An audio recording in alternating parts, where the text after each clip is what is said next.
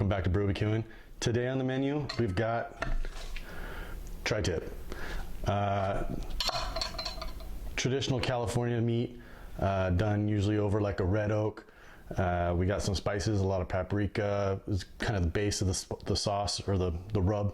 So let's get started with this. So for the rub, what we're going to use is 2 tablespoons of paprika. We've got a tablespoon of brown sugar, a tablespoon of cumin, and a tablespoon of oregano. We've got a teaspoon of garlic powder, teaspoon of onion powder, tablespoon of Himalayan pink sea salt, and half a teaspoon of cayenne pepper for just a little bit of heat. So what we're gonna do is we'll just mix this up.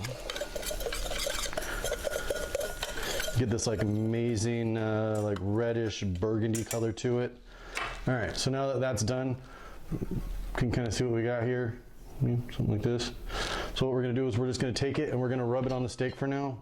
Actually, before we do that though, Tri-tip comes either with a fat cap on the bottom of it or it comes trimmed or untrimmed basically. So this one that I got came pretty trimmed. I believe traditionally you used to leave the fat cap on, cook it underneath, kind of retain some of that flavor and all that. But since this one's trimmed up so nice, we're just going to take a little bit off. I think there's like this big chunk right here that we'll take. All right. So I think that looks pretty good. A little bit of fat will help, you know, keep in the moisture and stuff like that. So now we're just going to take the rub and we're going to rub it. We're going to let this sit now. Once we do this for at least a couple hours, let all the rub penetrate into the meat, get a nice little crust and going on it. And don't be shy with the rub.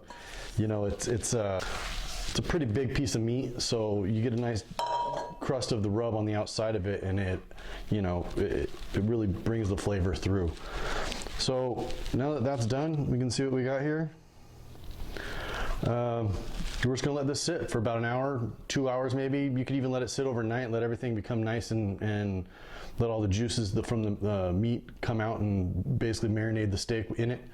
But so we got about a couple hours. We'll throw it in the fridge. We'll come back. We'll throw this thing on the grill. Cheers. All right, so here we are. It's been a couple hours. We got the steak. It's been sitting. It's looking pretty good. Let it rest out on the counter for about 30 minutes, come up to room temperature. That's gonna help ensure an even cook through. Otherwise, if it's too cold on the inside, it won't get a thorough cook all the way through. The next step that I'm gonna do here though, before I throw it on, is I'm just gonna brush it with a little bit of olive oil or avocado oil, whatever you prefer. But what the oil does is it acts as a great insulator, so that, or conductor of heat, I should say. So it acts like a great conductor of heat. So what that does is it'll help transfer the heat through the meat evenly. So we'll get both sides here.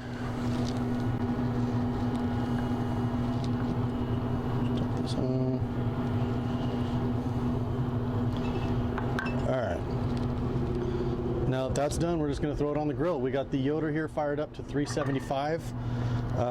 We're running oak pellets today. It's actually a whiskey barrel mixture from Louisiana Grills. I love this stuff. It comes out great.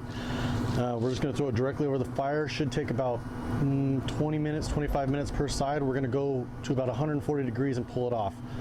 I prefer my tri-tip a little more in the medium range. I feel sometimes if you get a little too rare, it becomes a little tough. So we're gonna shoot for about medium, pull it off at 145, let it rest, come up to about 145, or pull it at 140, let it come up to 145, and then we'll carve it and get into it. We're about halfway through our cook. It's been about 20 minutes. We're gonna check this thing out. I've been kind of checking on it just to make sure it doesn't burn, since it is right over the fire. What I failed to mention earlier is with Yoder, you can get the diffuser panel that has the removable little plate that's over the firebox, so you can just get straight into the fire. I have that removed. If you don't have that, you can just take out the whole diffuser and just leave the open flame there. So this is what we got. We're, like I said, about halfway. Get a little bit of crust, a little bit of char on the side. That's not a big deal. See what we got here? It's looking amazing so far. It's a little bit crusty, but that just adds like a nice little bark to it, adds some crunchiness on the side, some good texture. So we're just gonna flip this, let it go for probably about another 20 minutes, like I said, until we hit about 140. We'll go from there.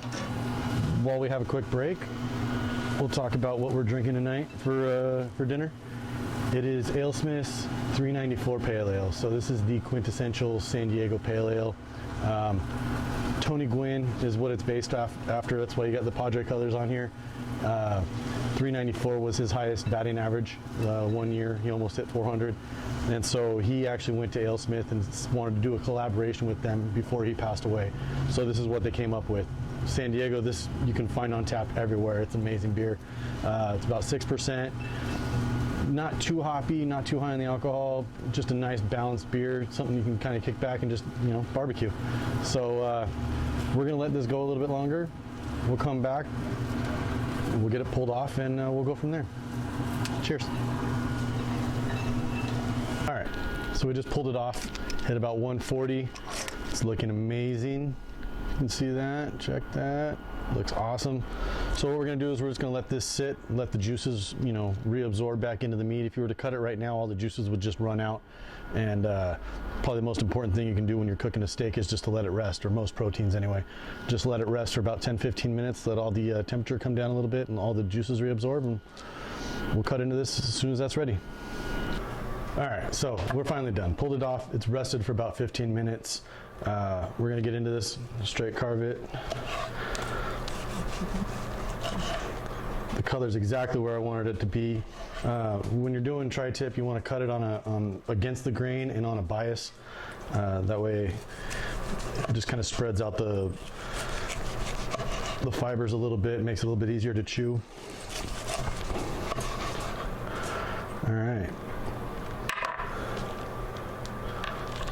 So that's what we're working with. Oops, we'll go here. Check that out. Yum. All right, let's give it a taste.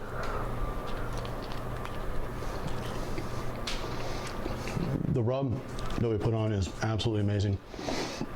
You get a lot of the paprika, which is the basis of this, and it's incredible. The cook time ended up being about 30 minutes. It was about 20 minutes on the first side, about 10 minutes on the next to get to that 140. But yeah, that's exactly what we were going for. All right, you guys have a good night again. Cheers. Talk to you later.